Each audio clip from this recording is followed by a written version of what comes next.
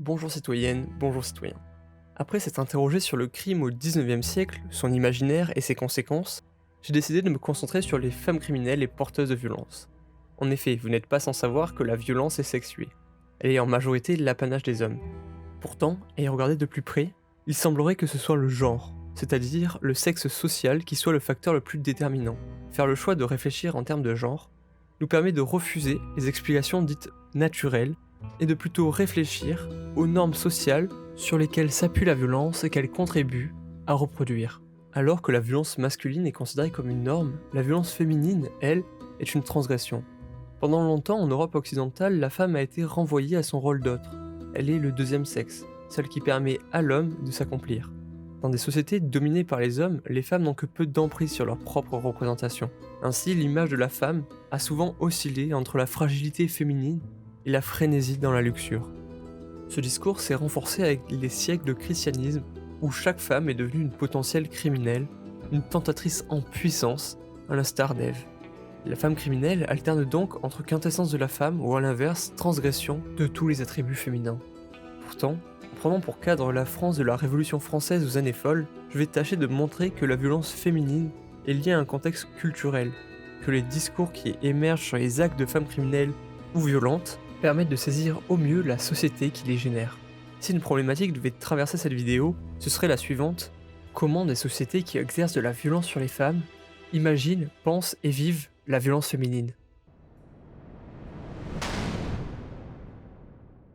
Lorsque l'on s'intéresse à la tendance au crime, la première observation qui saute aux yeux est le dimorphisme sexuel. En effet, sur notre période, les femmes ne représentent que 15% des individus accusés aux assises et 20% des prisonniers. De plus, ces taux diminuent tout au long de notre période. Autre dissymétrie frappante, elles sont acquittées presque 2 fois plus souvent que les hommes. En outre, leurs crimes relèvent en grande partie de la sphère privée, le lieu qui leur a été attribué. Pour comprendre ces différences, il est nécessaire de revenir sur la conception de la femme, érigée au 19e siècle. Le Code civil, édicté sous la période napoléonienne, entérine l'impuissance de la femme. Celle-ci devient une sorte de mineure sous la tutelle de son mari. Bien qu'elles soient incapables civilement, elles ne peuvent pas voter, les femmes sont responsables pénalement. C'est-à-dire qu'en matière de pénalité, il n'y a en théorie aucune logique de sexe. Les femmes écopent des mêmes peines que les hommes, à quelques exceptions près. Par exemple, si elles sont enceintes, elles doivent accoucher avant d'endurer la peine. Néanmoins, en pratique, tout change, car les tribunaux ne sont pas un lieu imperméable à la société. Le 19e siècle est le siècle de la famille, de la séparation du public et du privé. Dans ce cadre, la famille est une micro-société soumise au chef, incarné par le mari. C'est lui le régulateur de l'ordre, mais la femme, en tant que mère, est considérée comme essentielle. Le rôle maternel est d'ailleurs le seul qui leur soit véritablement autorisé. C'est donc au nom de la famille et des intérêts familiaux qu'elles bénéficient d'une plus large indulgence des jurés quand elles sont aux assises. Car condamner une mère de famille revient à mettre des enfants en péril. C'est d'ailleurs sur cette corde sensible que jouent les avocats. A contrario, les célibataires et celles qui passent pour de mauvaises mères sont jugées bien plus sévèrement. La spécificité de la criminalité féminine est qu'elle est jugée par des individus de sexe opposé, et qui la discriminent comme telle. Les jurés ou les magistrats ne jugent pas un accusé, mais une accusée. Alors que les femmes sont consignées à la sphère privée, la femme criminelle, elle, entre dans la sphère publique et masculine. Par conséquent, elle est souvent doublement coupable, coupable de son crime, mais aussi d'avoir outrepassé les règles sociales, de faire irruption dans la sphère publique. En revanche, si son irruption dans la sphère publique est liée aux méfaits d'un tiers, elle est alors excusée. C'est le cas d'Henriette Français, qui, à Auxerre en 1883, tue M. Brisbard de 3 coups de revolver car ce dernier l'a violée. Elle revendique devant le juge son crime et est acquittée par le jury car elle a avant tout tué pour rétablir son honneur. On pourrait rétorquer que les femmes ne sont pas absentes de l'espace public, ce qui est juste, mais elles sont circonscrites à des lieux précis, les marchés, les lavoirs, les ateliers. D'ailleurs, la plupart du temps, la violence féminine dans ces lieux est orientée vers d'autres femmes.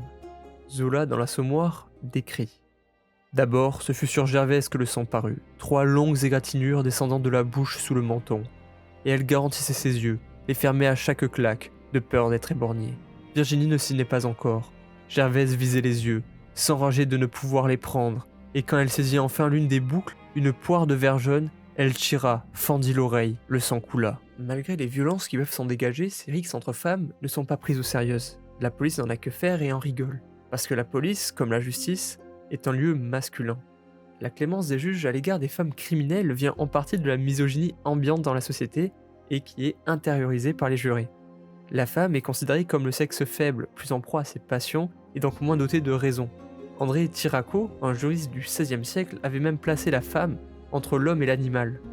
Les avocats et les femmes accusées profitent d'ailleurs de cette misogynie pour se défendre, évoquant leur fragilité, leur émotivité ou la perte de contrôle. Bien souvent, ces plaidoiries ont donné lieu à des acquittements jugés scandaleux par les magistrats. En cour d'assises, c'est le jury populaire, composé de jurés tirés au sort parmi les citoyens qui payent le cens, qui juge.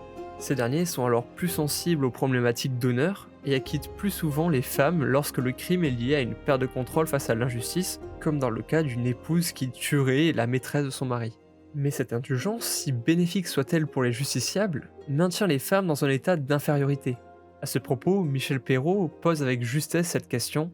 Cette indulgence, au fond, n'est-elle pas suspecte ? Refuser à la femme sa nature criminelle, n'est-ce pas encore une façon de la nier ? En plein XIXe siècle, siècle de la science triomphante, les contemporains cherchent à scientifiser le crime féminin, lui donner une explication savante. Cette entreprise scientifique ne cherche en réalité qu'à renforcer l'ordre social, c'est ce que Foucault nomme la biopolitique. Il n'est alors pas possible de séparer le discours sur la femme criminelle de celui sur les femmes en général. La criminelle, plus encore que le criminel, est essentialisée, ramenée à sa biologie, à son sexe. Des savants comme Gustave Le Bon, Lombroso ou Séverin Icard tentent tous à montrer qu'il y a un parallèle entre menstruation et le moment où le meurtre est commis. Cela leur permet de montrer que la femme est avant tout soumise à sa nature de femelle. Ainsi, la science permet de valider le statut civil d'infériorité qu'ont les femmes au XIXe siècle, c'est-à-dire qu'elles ne sont que le complément de l'homme, loin du politique, dans la famille, au service de son père, de ses frères, puis de son époux et de ses enfants. Une femme ancrée dans la nature, dominée par son corps de reproductrice, qui toujours la menace. Les statistiques jouent un rôle primordial dans l'appréhension de la criminalité et participent à instituer une hiérarchie entre les sexes. De fait, les femmes tuent moins, mais quand elles font preuve de violence, c'est de la pire des façons. Cette thèse est défendue par Lombroso et ses collaborateurs, qui estiment la femme plus cruelle et plus animale que l'homme. D'ailleurs, leurs crimes sont étroitement liés à leur sexe. Aujourd'hui, on dirait plutôt qu'ils sont liés à leur genre. En effet, les crimes féminins sont en général reliés à la condition sociale. Henri Lacaze explicite très bien cela. Le rôle principal de la femme, c'est d'être mère, et la plupart de ces crimes se rapportent à cette fonction. Ce sont des crimes sexuels ou des crimes contre les enfants. La femme est le personnage principal de la tragédie domestique. C'est également en partie pour expliquer ces crimes féminins que naît la figure de la femme folle, qui permet de maintenir l'indulgence judiciaire, mais d'interner les femmes. À partir de 1840, l'internement des femmes dans les asiles s'accroît, alors que dans le même temps, le nombre de femmes accusées devant les assises diminue. Le crime féminin, alors associé à l'hystérie ou l'aliénation mentale, permet d'interner plutôt que de passer par la justice, ce qui explique ces statistiques. Évidemment, selon les savants du XIXe siècle, l'hystérie est une maladie exclusivement féminine qui est intimement liée à l'utérus. Les célibataires sont les plus représentés aux assises car la majorité des crimes jugés sont des vols domestiques, et il se trouve que dans cette profession, être célibataire est une nécessité. Elles sont par conséquent d'autant plus vulnérables, étant exposées à la perte de travail et à la marginalisation. Encore une fois, les hommes sont plus représentés dans les vols, mais le vol dans l'espace privé, le vol domestique, entretient de larges fantasmes et inquiétudes chez les propriétaires. En conséquence, ces derniers s'emploient à une surveillance qui peut aller jusqu'à l'obsession, comme en témoigne Célestine, la protagoniste de Journal d'une femme de chambre de Mirbeau.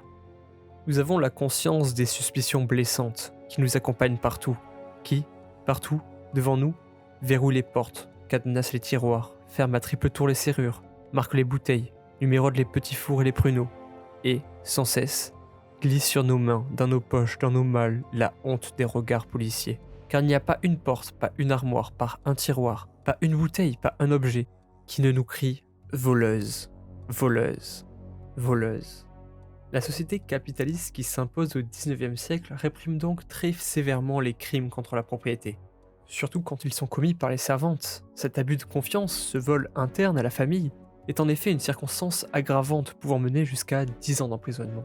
Pourtant, tous les vols ne mènent pas aux assises. La plupart du temps, les domestiques sont simplement renvoyés, car les propriétaires ne veulent pas que les secrets de leur maison, les conditions de travail ou le harcèlement sexuel soient révélés.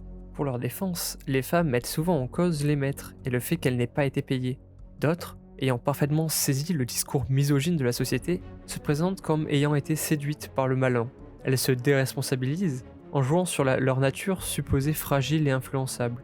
Une argumentation qui est très efficace si c'est leur premier délit. Une dernière défense consiste à rejeter la faute sur les maîtres libidineux, mais ceux-ci, jetant le discrédit sur la cellule familiale, le mariage et l'épouse, ne passent pas souvent.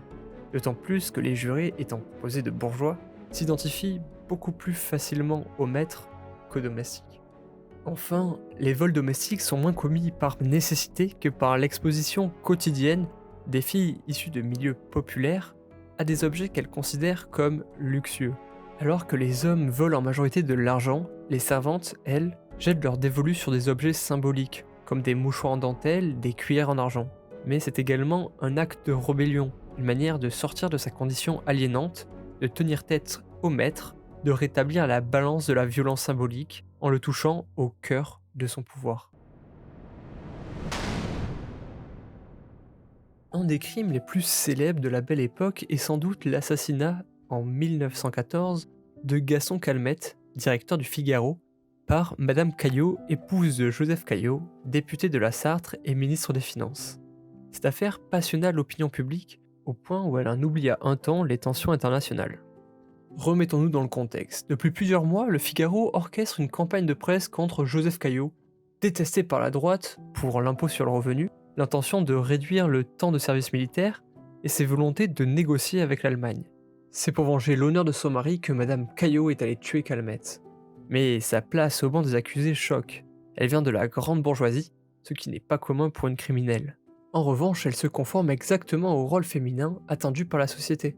Elle était dévouée pour son mari au point de risquer sa vie et démontre sa sensibilité lors du procès en pleurant et s'évanouissant à la lecture d'une lettre. D'ailleurs, c'est son mari qui mène le procès.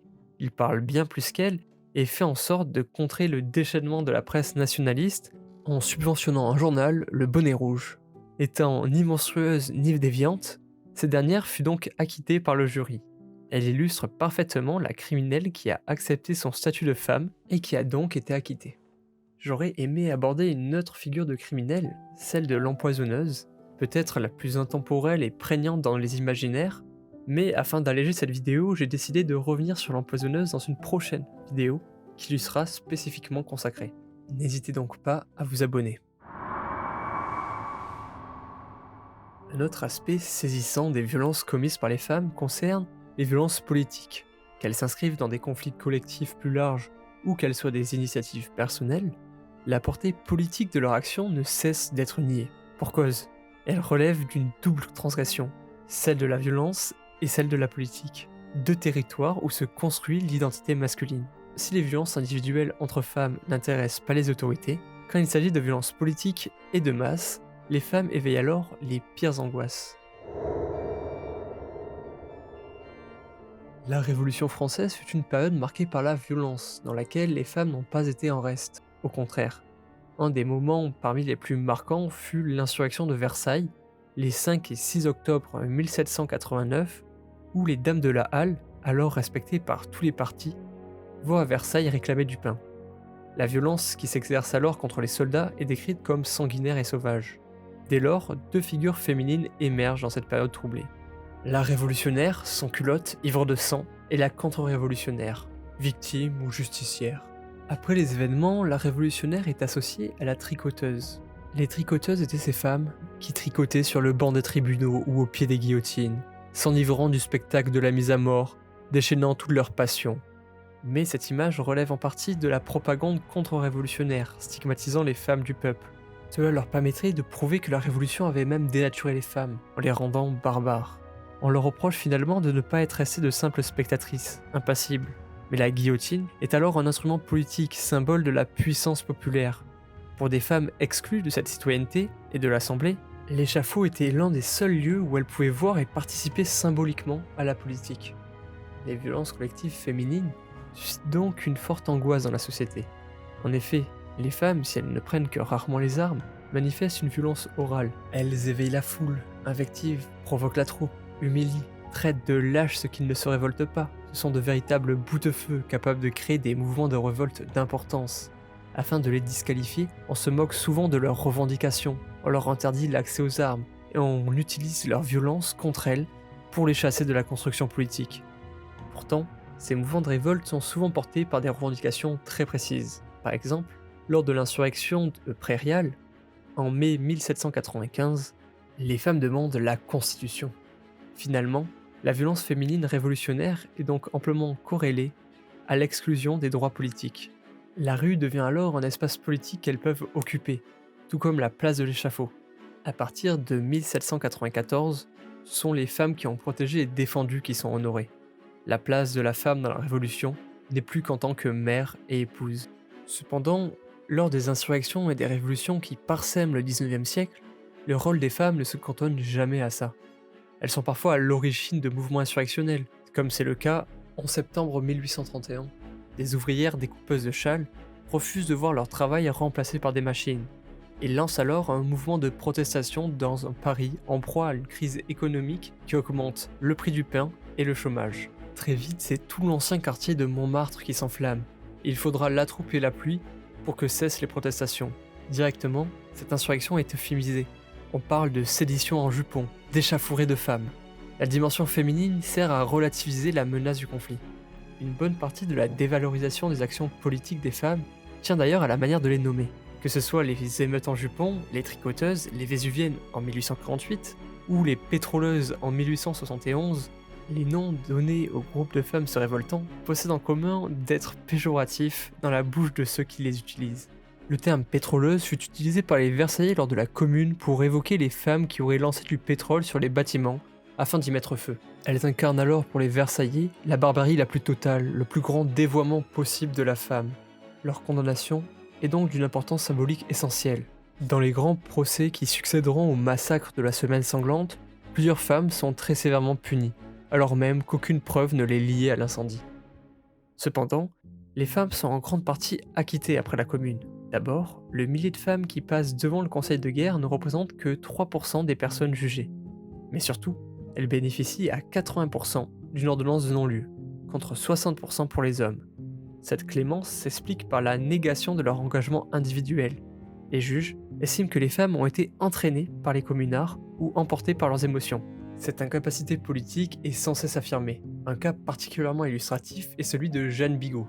Après avoir fabriqué des cartouches, fréquenté les clubs et appelé à l'insurrection, elle bénéficie d'un non-lieu.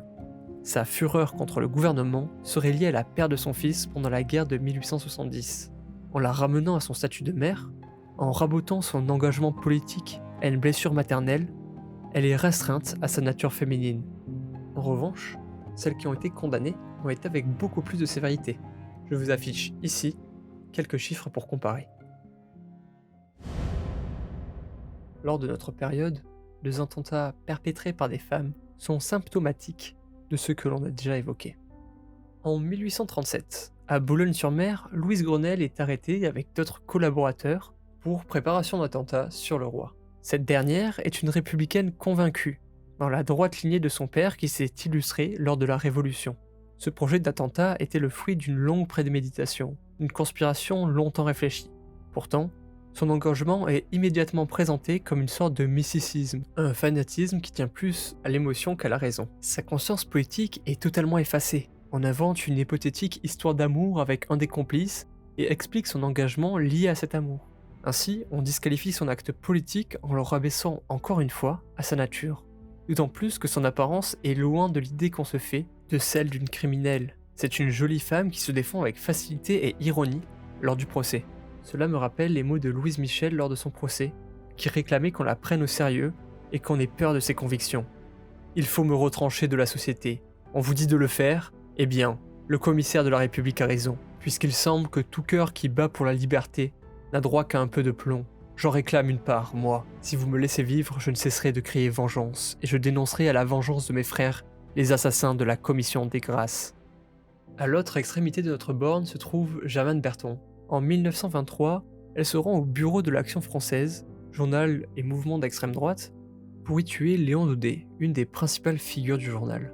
Mais ce dernier n'y étant pas, elle se rabat sur le secrétaire de l'Action française, Maurice Plateau. Ses opinions politiques sont assez claires. C'est une anarchiste individualiste qui accuse l'Action française d'avoir poussé à l'assassinat de Jaurès et les juge ennemis du prolétariat et de la paix.